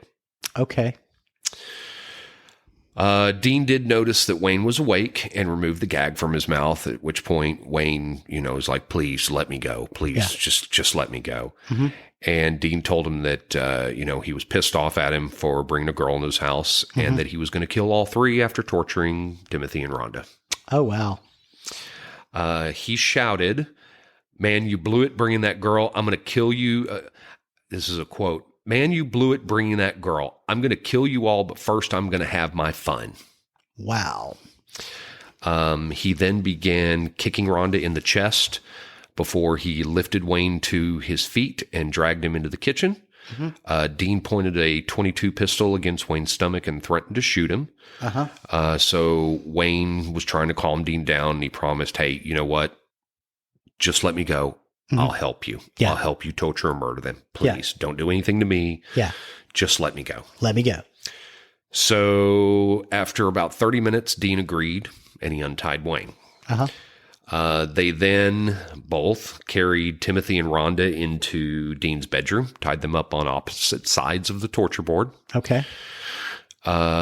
Dean handed Wayne a hunting knife and ordered him to cut away Rhonda's clothes, telling Wayne that Dean would rape and kill Timothy while Wayne did the same to Rhonda. Oh, wow. So one of them removed Rhonda's gag and she was coming awake, or Wayne had removed Rhonda's gag, and she lifted her head and asked Wayne, "Is this real?" How sad is that? Yeah, is this real? I mean, she obviously terrified, in shock, and she's just asking him if it's real. Is this real? Am I dreaming this? Yeah. Wayne did answer yes, to which Rhonda asked him, "Are you going to do anything about it?" Oh, wow. Yeah. I mean, she's basically, looking to Wayne as her help, as her savior. Because he just saved her from a beating. Right. So are you going to do anything about this? Yeah. Step up, hero. So Wayne asked Dean if he should take Rhonda to another room. Dean ignored him, at which point Wayne grabbed the pistol and shouted, "You've gone far enough, Dean." Yeah. Dean crawled off Timothy because he was raping him then. Yeah. And went further. Went further, saying, "I can't go on any longer. This is Wayne. I can't go on any longer. I can't have you kill all of my friends." Yeah. So Dean then approached Wayne, saying, "Kill me, Wayne. You won't do it." And then Wayne fired, hit Dean right in the forehead. Yep, that'll do it. Dean continued to lurch forward because the bullet didn't penetrate his skull. So 22. Oh. Yeah. So Wayne fired another 2 shots, which hit Dean in the left shoulder. Dean then ran out of the room, hitting a wall in the hallway, and Wayne followed and fired 3 more shots into Dean's lower back and shoulder, where Dean then slid down the wall and died where he fell. Okay. So Wayne later would recall, I hated this.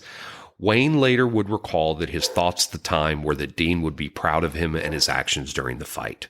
Wow. So this kind of takes me back to what we were saying. Is it like being in a cult? Yeah.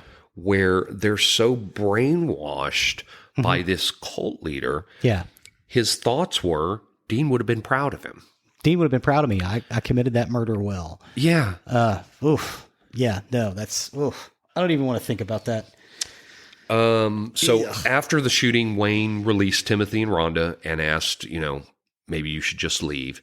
And Timothy went, no, call the police. Hello, thank you, somebody. This could have happened 2 years ago. Call the police. Right. So finally we've got that. So Wayne actually called the police and yelled, "Y'all better come right now. I just killed a man." Uh-huh. Well, there you go. I bet they showed up quick after that. The police did. They arrived. They found the 3 teenagers sitting on the front porch with a pistol in the driveway near them. Wayne told the officer that he made the call and that Dean was inside. The officers secured the teenagers, or the officer secured the teenagers in a vehicle and went inside.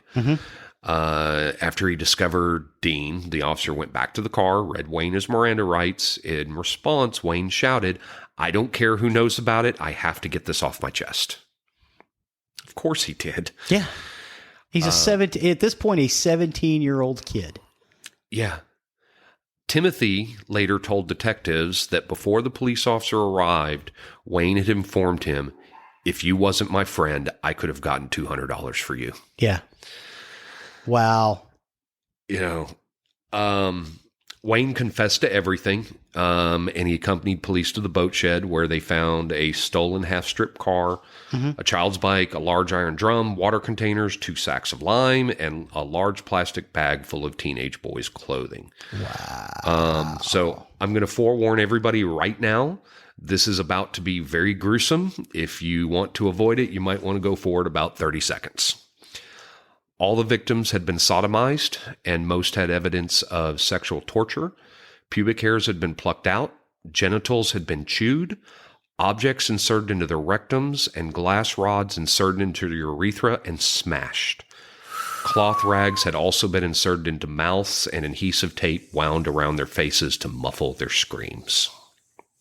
I wish I had a delete button on my brain. Well, when you go back and listen to this, remember that point where I said to go forward 30 seconds? Yeah. Go forward 30 seconds. Okay. All right. Right on. So those of you who are now joining us after that 30 seconds, yes, you're welcome that I gave you that warning. Yeah. On August 8th, David was accompanied by his father into police headquarters, gave a statement denying any participation in the murders, but admitting to knowing Dean had raped and killed 2 boys in 1970. Okay. On August 9th, Wayne gave a full written statement detailing his and David's involvement in the abduction and murder of numerous kids. David gave his account of him and this Dean. was Wayne gave his account of his and David's involvement with Dean. Okay. All right. Okay. I know. It's a lot of names. It's a lot of names to get here. Wayne readily admitted that he personally killed 9 and assisted in others.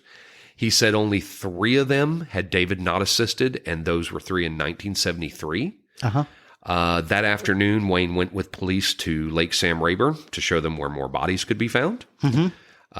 David gave a full confession that evening, admitting to be present but denying any direct participation in the murders. On August 14th, Wayne and David went with police to High Island Beach to show them more burial sites. All told, police found 27 bodies, which at the time was the record of known victims attributed to one murder case. Wow. This would only be surpassed by John Wayne Gacy, who I'm going to cover at some point, who admitted to be influenced by Dean Corll, the Candyman.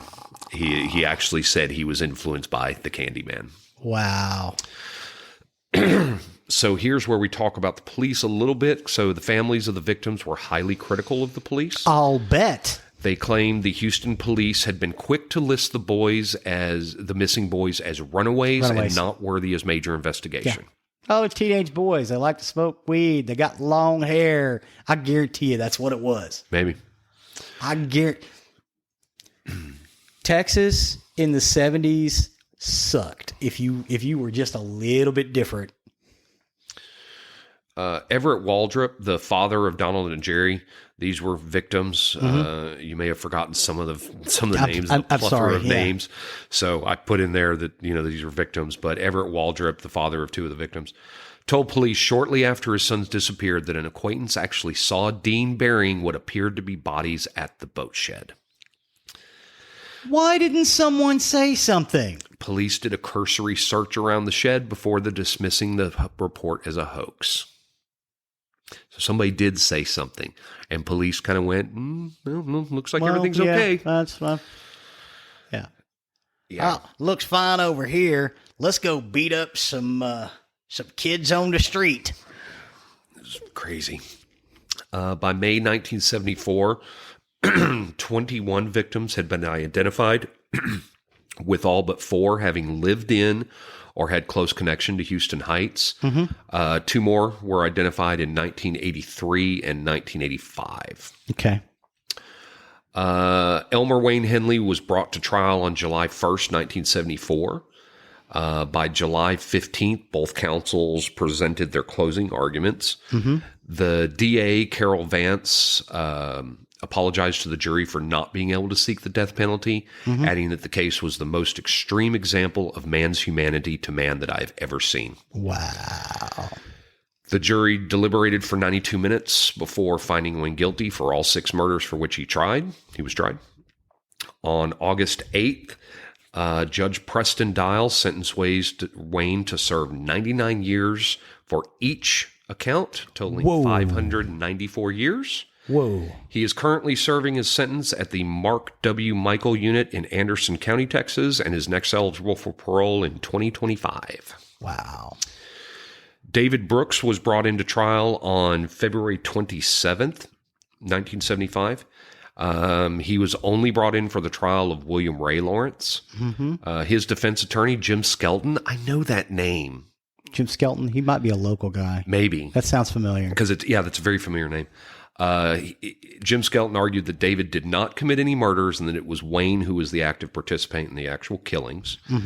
Assistant District Attorney Tommy Dunn said, "This defendant was in on this killing, this murderous rampage from the very beginning. He tells you he was a cheerleader, if nothing else. That's what he was telling you about his presence. You know he was in on it." Yep. The jury deliberated for 90 minutes and found David guilty on March 4, 1975, and he was sentenced to life in prison.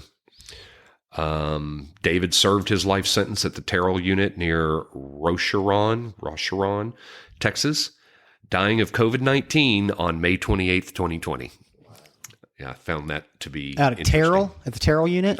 Terrell unit near Rocheron, Texas. I don't know where Rocheron is, but the Terrell unit is in Terrell, I thought. I don't know. So I found it interesting he died of COVID.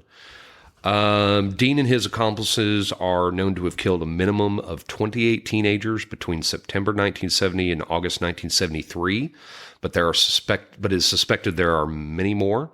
As Dean was killed prior to the murders being discovered, them being discovered, most likely never know the true number of victims. Yeah, because you don't know if he had other accomplices other than David and Wayne. He could have had other groups.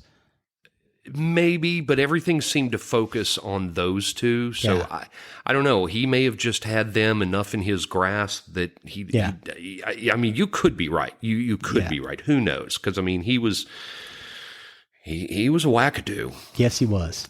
So, but yeah. So that's the story of Dean Corll that I never knew before I started. Well, there you go, Dean Corll, Houston, Texas. I hate to say it's a hometown. Well, you know what? It's not. He's from Indiana. Yeah, he's originally from Indiana. He's not a hometown boy. But I mean, granted, it was in the 70s. I mean, in 75 when David Brooks went to trial. I mean, I wasn't even 4 years old. Yeah. But when they compared him to John Wayne Gacy, how I'd never heard this name before. It's just it amazes me when I come across these stories and I'm like, I've never heard. How do we not know about this? Especially this Dean Corll guy. This guy was running around where my aunt lived. This is where my cousin grew up. Right. Right in that area. Maybe not in exactly that area, but pretty close to it. Yeah. Yeah, and I do think that there were a couple of documentaries, as you and I talked about. Yeah, I think I may outside. have seen part of a documentary on this. I just couldn't. I normally think Cree was watching it, and I kind of walked through and saw it. I was like, oh my God, he's got a murderboard? What? Peek behind the curtain. Normally, when I'm doing my research, I go through articles first. I find web pages and articles. I compare notes between the two because I'll find information on one site that was not on another, or I'll find information on another site that kind of cleared up what was on another. Yeah. And then the last thing I like to do is go to any documentaries that are out there. I like to see those, and maybe just fill in some gaps from there. Yeah. I couldn't on this. This is rough. This was rough. I still think Sylvia Likens is worse. Yeah. I was emotionally moved by Sylvia Likens. Yeah. This is kind of twisting my noodle. It's like twisting your noodle. It's kind of twisting my noodle. It. It's kind of twisting my noodle. How come people didn't link the two teenage boys? Because it really does. It seems like the police were like, they're teenage boys. Who cares? Right. Because it said so many times they were friends with these people. Yeah. They knew people. They were going to religious events where these people were, or meeting them on the street, and were these people that they went down, saw the movies with, to the movies with, and then brought them back. I don't know. It's that's where they said the parents were really highly critical of the police, and obviously so. Yeah. How were they not? Yeah, they had, even if they just thought all these boys were running away. We have a couple that are still seen around. Maybe there's a connection. Does somebody not think cult at this point? All these boys are disappearing. Okay. Maybe they're disappearing to a cult. I will give you one even better. So let's assume we're not thinking about murder or anything else. We're thinking these boys are getting into drugs and whatnot. There are two boys that have never gone missing, right? Right. Why not at least investigate them for a possible drug bust? Because that was my first thought. I was like, well, why didn't they look at them as suppliers? Because they're not disappearing. Right. And everybody knew these guys. Right. That would have been, as an investigator, that would have been my first thought, because I wouldn't have been thinking murder. My first thought was, well, there's teenage boys. Well, other than the fact that we do a murdery show. But, my first thought from an outside perspective was, okay, these guys are running off. It's probably drug related, because it was the 70s and everything was. Well, okay, so let's go back to the 70s for a minute. So could it also be the case in your larger cities? It was less common, because they were very congested neighborhoods and whatnot.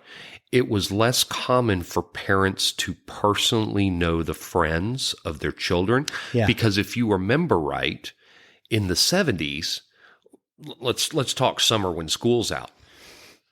You come home when the street lights come on. Right. As soon as it's lights up, and you're out the door for the day. Yeah. You're out the door for the day. You're not going to come home till the lights are down. Unless you had something to do. You got to get a haircut at 1 o'clock. Right. No. I'm talking on any normal day. You're getting out. You're gonna leave, and you're gone. You're gone to who knows where. Yeah. You're meeting at a park. You're meeting. We go to the 80s meeting at the mall, but you're going out. We're going to Shannon's to play Nintendo in the morning, and then we're going to go run around in the woods. Right. And then we're coming back here to eat something. And maybe these parents never met Shannon, Wayne, David. Yeah.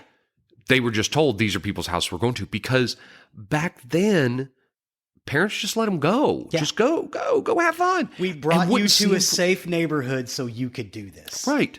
We spent the days riding bikes, throwing rocks at each other, having rock fights, because that was so much fun. That's where the expression, man, you could screw up a rock fight comes from. You know how you screw up a rock fight? It's impossible. You just throw rocks at each other. When we were thirsty, we'd go turn on somebody's hose on the side of their house. You let it run for a minute first to get all the mosquito eggs out. Well, to get the mosquito eggs out and to let it get cold, because that first swig of water was going to be hot. Boiling. And that's where we got our water. Yeah. I don't remember coming home for lunch. I guess sometimes I must have. Yeah. But I just don't remember it. I remember leaving and being gone for the day. Oh, dude, Christina and I would run in, and she always wanted to come to my house because Mom made biscuits with every meal, and she always wanted a biscuit. So we would come home and eat cold biscuits from breakfast and bananas, and then run right back out. Well, and realistically, our parents had no clue where we were. Yeah, we didn't have phones. Yeah. We had to come home, and that was, as we said a few minutes ago, that was the whole thing. When the street lights come on, you need to be making your way home. Not be home. Some were. Some people, some parents were. When the streetlights come on, you need to be home. Yeah. For a lot, it was when the streetlights come on, that's your clue to start heading home. Start heading home. And so there's hours and hours and hours. And I think a lot of it was, hey, I'm going down to Steve's. Yeah. I was also in a family of two parents that worked. Yeah. So I was home alone. Yeah. And it would be, I'm leaving. I'm going out for the day. I'm going to go down to Steve's house, and I'm going to go hang out with Steve, or I'm going to meet Steve at the park, and we're going to go hang out there, or we're going to go ride our bikes all over town. We're going to go play in the creek. Yeah. We're going to go swim in the lake, because in Wichita Falls, that's what we did. We went down, swam in Lake Wichita. Yeah. Nasty lake. Yeah. But that's what we did. And so maybe that's part of this is they didn't know. Yeah. Dean and Wayne, or Wayne and David. They might have just known them as people they went to hang out with, and so maybe they didn't take the correlation. That's possible. I don't know. I don't know. I'm with you there. Okay, I can kind of see that, but to not look, to not investigate it. I mean, I get it. A couple of kids disappear, but what did you say? 27 people that they know of in 2 years. In 2 years. 2 or 3, yeah. Yeah. In the same neighborhood. Now, granted, it's a big neighborhood, but 27 kids in 2 to 3 years. Right. That's a problem. Oh, yeah. That is a problem. And it's hard to fathom that the police were writing it all as runaways.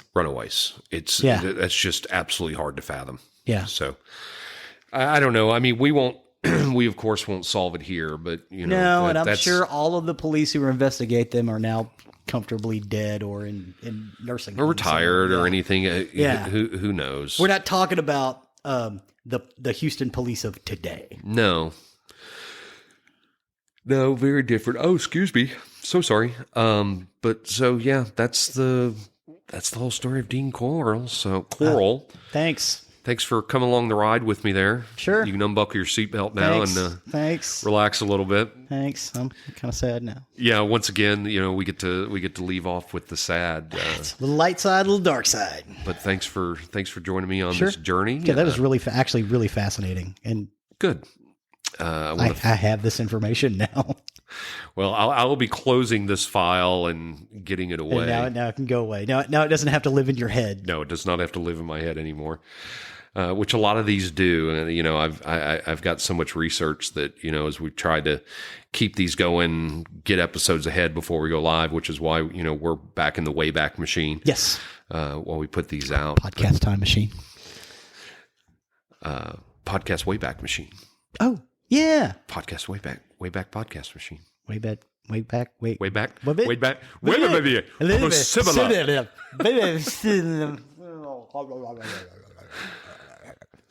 So, thanks for joining us. Thank you. Very, very glad you're still here listening to us. Hopefully you're still listening to us. Yes. And we haven't chased you away by now. Yes, please stay. Hopefully we have more listeners than just us three. Yep. Would like to, hope we're entertaining, even if it sometimes goes a little dark. So yeah, that's it for this week, and we will be back again next week with episode 10. Big 10, the first kind of anniversary there. Yeah, Big 10. We got something a little special planned for you, so check us out. We do. Yeah, we do. So again, thanks for joining us. I have been Zig with your nerdery. I'm Geoffrey with your murdery. But before that, yeah, got our website. Yes. Going to have to do that one again. Yeah, I know. It's, sorry. We were at nerderyandmurdery.com. You can find all of our links. You can email Geoffrey, myself, Zig, or Will if you want to commiserate with Will about the things he listens to and the looks he gives us. You guys will never see this. This is the funniest view of this entire organization, and our listeners will never be able to see it. It makes me sad. You can find links to all of our social media on our webpage, as well as link to our Patreon if you want to help support us. Feel free to leave us messages. We do encourage everybody to write us. Let us know if there's subject matter that you would like to hear about, anything you obsess about that you want us to cover. Please. If there's true crime that you want us to cover, do let us know. We will definitely try to take all suggestions and get them in as we can. So with that, I am Zig with your nerdery. And I'm Geoffrey with your murdery. And we are nerderyandmurdery.com. Cue the music.